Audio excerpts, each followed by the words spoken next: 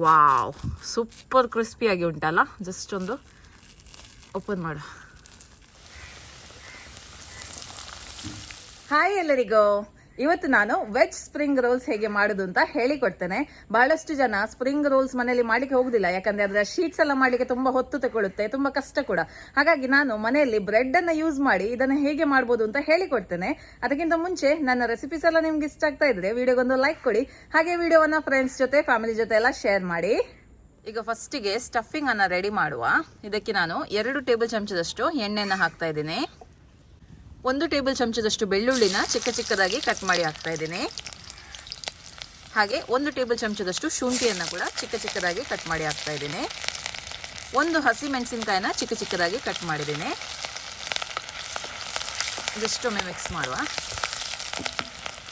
ಅರ್ಧ ಈರುಳ್ಳಿಯನ್ನು ಕೂಡ ಹಾಕ್ತಾ ಇದ್ದೀನಿ. ಹಾಗೆ 1/4 ಕಪ್ ಅಷ್ಟು ಕ್ಯಾರೆಟ್, 1/4 ಕಪ್ ಅಷ್ಟು ಕ್ಯಾಪ್ಸಿಕಮ್, ಹಾಗೆ 1/4 ಕಪ್ ಅಷ್ಟು ಬೀನ್ಸ್ ಅನ್ನು ಹಾಕ್ತಾ ಇದ್ದೀನಿ. ನಿಮ್ಗೆ ಇಷ್ಟವಿದ್ದ ತರಕಾರಿಯನ್ನ ಇಲ್ಲಿ ಬಳಸಿ. ನೀವು ಸ್ವಲ್ಪ ಫ್ರೈ ಮಾಡಿದ್ರೆ ಸಾಕು, ಕ್ರಂಚಿಯಾಗಿರಬೇಕು ತರಕಾರಿ ಎಲ್ಲ, ಓವರ್ ಆಗಿ ಫ್ರೈ ಮಾಡ್ಲಿಕ್ಕೆ ಹೋಗಬೇಡಿ. ಹಾಗೆ ನಾನು 1 ಕಪ್ ಅಷ್ಟು ಕ್ಯಾಬೇಜನ್ನು ಹಾಕ್ತಾ ಇದ್ದೀನಿ. 2 ನಿಮಿಷ ಫ್ರೈ ಮಾಡಿದ್ರೆ ಸಾಕು. ಓಕೆ, ಈಗ ಇದಕ್ಕೆ ನಾನು ಹಾಕ್ತಾ ಇದ್ದೀನಿ 2 ಟೇಬಲ್ ಚಮಚದಷ್ಟು ವಿನೆಗರ್, 2 ಟೇಬಲ್ ಚಮಚದಷ್ಟು ಸೋಯಾ ಸಾಸ್, 2 ಟೇಬಲ್ ಚಮಚದಷ್ಟು ಚಿಲ್ಲಿ ಸಾಸ್. ಚೆನ್ನಾಗಿ ಮಿಕ್ಸ್ ಮಾಡುವ.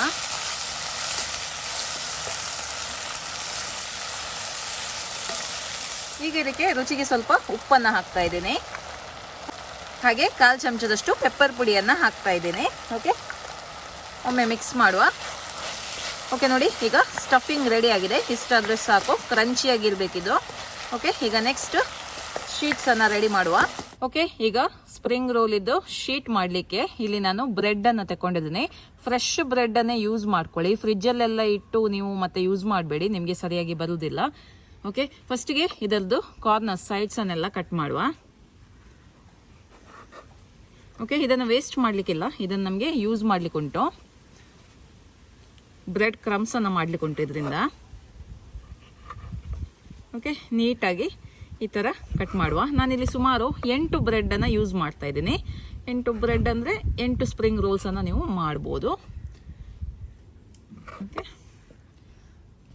ಈ ಪೀಸಸನ್ನು ನಾವು ಮಿಕ್ಸಿಯಲ್ಲಿ ಹಾಕಿ ಪುಡಿ ಮಾಡುವ. ಓಕೆ, ಈ ಸೈಡ್ಸ್ ಇದು ಪೀಸಸ್ ಇದೆ ಅಲ್ಲ, ಮಿಕ್ಸಿಯಲ್ಲಿ ಹಾಕಿ ನೈಸಾಗಿ ಗ್ರೈಂಡ್ ಮಾಡಿ ತಂದರೆ ಆಯಿತು ಕ್ರಮ್ಸ್ ಮಾಡಲಿಕ್ಕೆ. ಓಕೆ, ಈಗ ಇದನ್ನು ನಾವು ಸ್ವಲ್ಪ ಪ್ರೆಸ್ ಮಾಡಬೇಕಾಗುತ್ತೆ. ಲಟ್ಟಣಿಗೆಯಲ್ಲಿ ಈ ಥರ ಲೈಟಾಗಿ ಪ್ರೆಷರ್ ಹಾಕಿ ಇದನ್ನು ಸ್ವಲ್ಪ ಪ್ರೆಸ್ ಮಾಡಬೇಕು. ಹೀಗೆ ಶೀಟ್ ಥರ ನಿಮಗೆ ಆಗುತ್ತೆ. ಓಕೆ ನೋಡಿ, ಶೀಟ್ಸ್ ರೆಡಿ ಆಗಿದೆ. ಹೀಗೆ ಎಲ್ಲ ಬ್ರೆಡ್ಡನ್ನು ಈ ಥರ ಮಾಡಿ ರೆಡಿ ಮಾಡಿ ಇಡ್ತೇನೆ. ಓಕೆ, ಈಗ ಇಲ್ಲಿ ನಾನು ಮೈದಾ ಪೇಸ್ಟನ್ನು ರೆಡಿ ಮಾಡಿ ಇಟ್ಟಿದ್ದೀನಿ. 2 ಟೇಬಲ್ ಚಮಚದಷ್ಟು ಮೈದಾಕ್ಕೆ ಸ್ವಲ್ಪ ನೀರನ್ನು ಹಾಕಿ ನೋಡಿ ಈ ಥರ ದಪ್ಪ ಪೇಸ್ಟ್ ಮಾಡಿದ್ದೀನಿ. ಓಕೆ, ಈಗ ಸ್ಪ್ರಿಂಗ್ ರೋಲ್ಸನ್ನು ಮಾಡುವ. ಓಕೆ, ರೋಲ್ ಮಾಡಿರುವಂಥ ಬ್ರೆಡ್ ಶೀಟ್ ಇದು. ಇದರೊಳಗೆ ಈಗ ಸ್ಟಫಿಂಗನ್ನು ಹಾಕ್ತಾ ಇದ್ದೀನಿ. ನಿಮ್ಗೆ ಎಷ್ಟು ಬೇಕು ಅಷ್ಟು ಸ್ಟಫಿಂಗನ್ನು ಹಾಕಿಕೊಳ್ಳಿ. ಓಕೆ,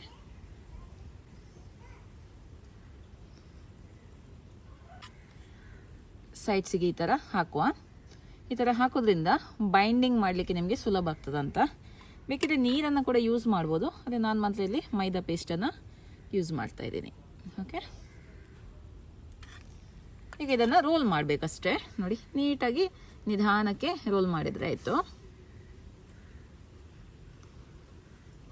ಈ ಥರ ಮತ್ತು ಈ ಥರ. ಓಕೆ, ಈ ಥರ ರೋಲ್ ಮಾಡಿ ಈ ಸೈಡ್ಸ್ ಇರುತ್ತೆ ನೋಡಿ, ಅದನ್ನು ನಿಧಾನಕ್ಕೆ ಈ ಥರ ಪ್ರೆಸ್ ಮಾಡ್ಕೊಳ್ಳಿ, ಕ್ಲೋಸ್ ಮಾಡಿ. ಓಕೆ, ಈ ಥರ ರೋಲನ್ನು ರೆಡಿ ಮಾಡಿ ಇಟ್ಟರೆ ಆಯಿತು. ಓಕೆ, ಈಗ ಎಲ್ಲ ರೋಲ್ಸನ್ನು ನಾನು ರೆಡಿ ಮಾಡಿ ಇಡ್ತೇನೆ. ನೋಡಿ, ರೋಲ್ಸನ್ನು ರೆಡಿ ಮಾಡಿ ಇಟ್ಟಿದ್ದೀನಿ. ಓಕೆ, ಈಗ ಇದಕ್ಕೆ ಕೋಟಿಂಗನ್ನು ರೆಡಿ ಮಾಡುವ. ಮೊದಲನೇ ಕೋಟಿಂಗ್ ಏನಂದರೆ ಮೈದಾದು ಮಿಕ್ಸ್ಚರ್ ಬೇಕು ನನಗೆ. ಹಾಗಾಗಿ ನಾನಿಲ್ಲಿ 1 ಕಪ್ ಅಷ್ಟು ಮೈದಾವನ್ನು ತಗೊಂಡಿದ್ದೀನಿ. ಈಗ ಇದರ ಪೇಸ್ಟನ್ನು ರೆಡಿ ಮಾಡಬೇಕು. ಇದಕ್ಕೆ ಸ್ವಲ್ಪ ಸ್ವಲ್ಪನೇ ನೀರನ್ನು ಹಾಕಿ ಪೇಸ್ಟನ್ನು ರೆಡಿ ಮಾಡುವ. ಈಗ 1 ಕಪ್ ಅಷ್ಟು ನೀರು ಹಾಕಿದ್ದೇನೆ. ಓಕೆ, ಫಸ್ಟಿಗೆ ಇದನ್ನು ಮಿಕ್ಸ್ ಮಾಡುವ. ಮತ್ತೆ ಬೇಕಿದ್ರೆ ನೀರನ್ನು ಹಾಕಿದರೆ ಆಯಿತು. ಎಷ್ಟು ದಪ್ಪ ಇಡಬೇಕು ಅಂತ ಹೇಳ್ತೇನೆ ನಾನು. ನೋಡಿ, ನೀರು ಸಾಕಾಗೋದಿಲ್ಲ. ಮತ್ತೆ ಇನ್ನೊಂದು ಕಪ್ ನೀರನ್ನು ಹಾಕ್ತಾ ಇದ್ದೀನಿ. ಫಸ್ಟಿಗೆ ಅರ್ಧ ಕಪ್ ಹಾಕ್ತೇನೆ, ಮತ್ತೆ ನೋಡ್ಕೊಂಡು ಹಾಕುವ. ಈಗ 1.5 ಕಪ್ ನೀರು ಹಾಕಿದ್ದೀನಿ ಟೋಟಲಲ್ಲಿ. ಗಂಟುಗಳಾಗದಾಗೆ ಇದನ್ನೊಮ್ಮೆ ಮಿಕ್ಸ್ ಮಾಡ್ಕೊಳ್ಳಿ. ನೋಡಿ ಮೈದಾ ಪೇಸ್ಟ್ ರೆಡಿ ಆಗಿದೆ. ಜಸ್ಟ್ ಸ್ಪೂನ್ ಹಿಂದ್ಗಡೆ ನೀವು ನೋಡಿದ್ರೆ ಗೊತ್ತಾಗುತ್ತೆ ನೋಡಿ ಈ ಥರ. ಓಕೆ, ಇಷ್ಟಾದರೆ ಸಾಕು. ತುಂಬ ತೆಳು ಕೂಡ ಮಾಡಿಕ್ಕೆ ಹೋಗಬೇಡಿ, ತುಂಬ ದಪ್ಪ ಕೂಡ ಬೇಡ. ಓಕೆ, ನೆಕ್ಸ್ಟ್ ಇದಕ್ಕೆ ಬ್ರೆಡ್ ಕ್ರಮ್ಸ್. ಆವಾಗಲೇ ನೋಡಿ ಸೈಡ್ಸ್, ಬ್ರೆಡ್ಡಿದು ಸೈಡ್ಸನ್ನು ನಾನು ತೆಗೆದಿದ್ದೆ ನೋಡಿ.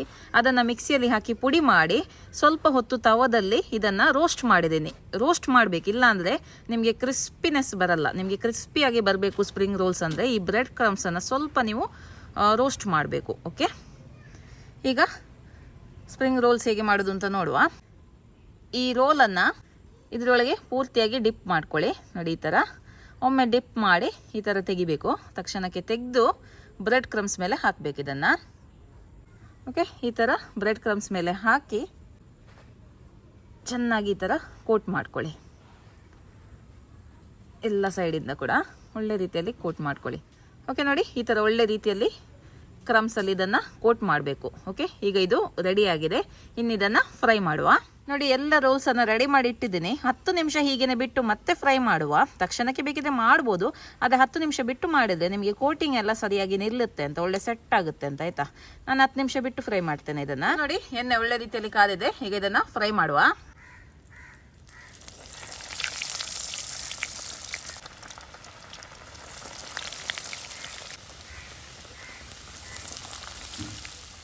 ನೋಡಿ ತುಂಬ ಹೊತ್ತು ಫ್ರೈ ಮಾಡ್ಬೇಕಂತೇನಿಲ್ಲ, ಹೊರಗಡೆಯಿಂದ ಕಲರ್ ಚೇಂಜ್ ಆಗೋವರೆಗೆ ಫ್ರೈ ಮಾಡಿದ್ರೆ ಆಯಿತು. ನೋಡಿ ಎರಡು ಸೈಡಿಂದ ಕೂಡ ಒಳ್ಳೆ ರೀತಿಯಲ್ಲಿ ಫ್ರೈ ಮಾಡಿ, ಎರಡು ಸೈಡಲ್ಲಿ ಕೂಡ ಸ್ವಲ್ಪ ಇದು ಕೆಂಪಾಗಬೇಕು. ನೋಡಿ ಇನ್ನೊಂದು ಸ್ವಲ್ಪ ಹೊತ್ತಿದ್ದು ಫ್ರೈ ಆಗಲಿ, ಮತ್ತೆ ಇದನ್ನು ತೆಗೆದು ಬಿಡುವ. ಆದರೆ ಇದನ್ನು ರೋಲ್ ಮಾಡ್ತಾನೆ ಇರಬೇಕು, ಯಾಕಂದ್ರೆ ಇಲ್ಲಾಂದರೆ ಒಂದೇ ಸೈಡ್ ಮಾತ್ರ ಕೆಂಪಾಗುತ್ತೆ, ಮತ್ತೊಂದು ಸೈಡ್ ಬಿಳಿಯೇ ಇರುತ್ತೆ. ಹಾಗಾಗಿ ಎರಡು ಸೈಡಲ್ಲಿ ಕೂಡ ಒಳ್ಳೆ ರೀತಿಯಲ್ಲಿ ಫ್ರೈ ಮಾಡಿದರೆ ಆಯಿತು. ವಾವ್, ನೋಡಿ ಕ್ರಿಸ್ಪಿ ಆಗಿರುವಂಥ ಸ್ಪ್ರಿಂಗ್ ರೋಲ್ ರೆಡಿ ಆಗಿದೆ.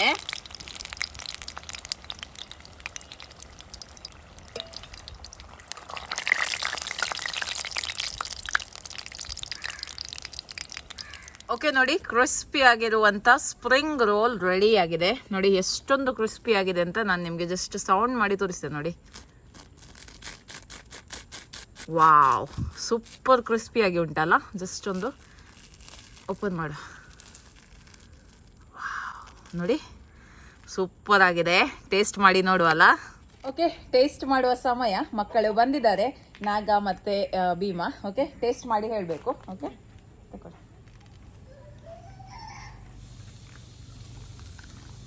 ಕ್ರಿಸ್ಪಿ ಉಂಟು ನೋಡಿ. ಹೇಗುಂಟು? ಒಳ್ಳೆದುಂಟಾ? ಸೂಪರ್ ಆಗಿದೆ, ಕ್ರಿಸ್ಪಿ ಆಗಿದೆ. ಅಂಗಡಿಯಲ್ಲಿ ತಿಂದಾಗೆ ಉಂಟಾ? ಒಳ್ಳೆದುಂಟಾ? ಓಕೆ, ತುಂಬಾನೇ ಚೆನ್ನಾಗಿ ಬಂದಿದೆ. ಆಕ್ಚುಲಿ ನಿಮಗೆ ನೋಡುವಾಗ ಗೊತ್ತಾಗ್ತದೆ ಎಷ್ಟು ಕ್ರಿಸ್ಪಿ ಆಗಿದೆ ಅಂತ, ಮುಟ್ಟುವಾಗ ಗೊತ್ತಾಗ್ತದೆ. ಓಕೆ, ನೀವು ಕೂಡ ಇದನ್ನು ಸುಲಭದಲ್ಲಿ ಮನೆಯಲ್ಲಿ ಮಾಡ್ಬೋದು. ಮನೆಯಲ್ಲಿ ಖಂಡಿತವಾಗ್ಲೂ ನೀವು ಕೂಡ ಇದನ್ನ ಟ್ರೈ ಮಾಡಿ, ಆಯ್ತಾ? ಓಕೆ, ಇನ್ನು ಮುಂದಿನ ವಿಡಿಯೋದಲ್ಲಿ ಸಿಗ್ತೀನಿ. ಅಲ್ಲಿ ತನಕ ಬಾಯ್.